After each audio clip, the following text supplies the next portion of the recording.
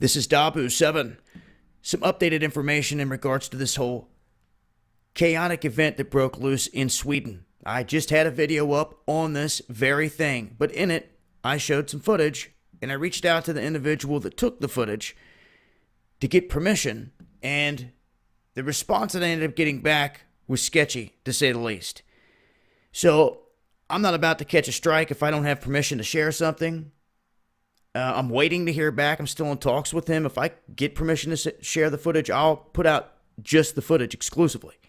But right now, I'm not feeling too good about it, so I had to bring it down. I'm not about to catch a strike if I don't have the green light. So, for those that did not catch the basis of the story, we've had individuals come out in this one district in Sweden, lighting cars on fire, all hell breaking loose in this area, battling with police. And you could see a whole lot more, obviously, in the footage, but this is a screenshot showing some of the fires that were kicking up here because of the chaos in the streets there in Sweden. Now, this is a big problem throughout Europe as George Soros has sent this invasion of Muslims and immigrants into this area, majority Muslim immigrants into this area.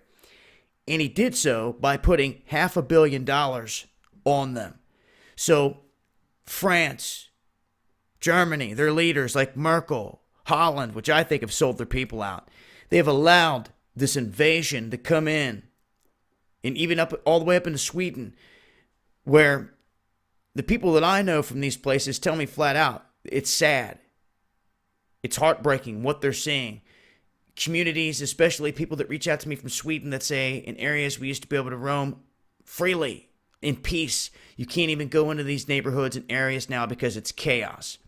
Other areas in Sweden don't see this. It's just certain pockets. But when you move to somewhere like France, France went from, they were seeing 20 to almost 30 different cities that were seeing protests and uprisings, and some of them getting very chaotic. You're talking about, let's switch it over here.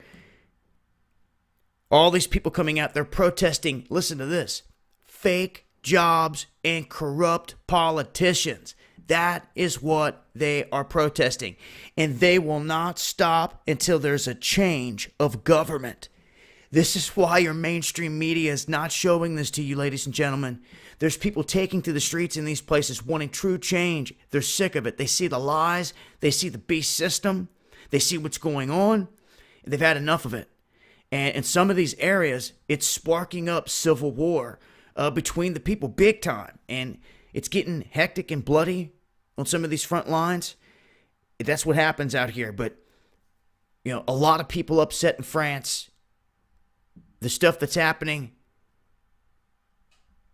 here in Sweden shows it's not just isolated to one country.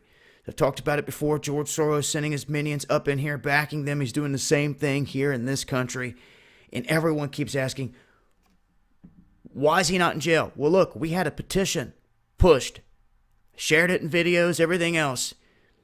Didn't do nothing. Now we got another petition. Declare Antifa a terrorist organization. You know, the George Soros-backed group that was down there causing chaos in the streets. Yeah. Well, we'll see how many actually sign this one. And waiting to hear back from this man.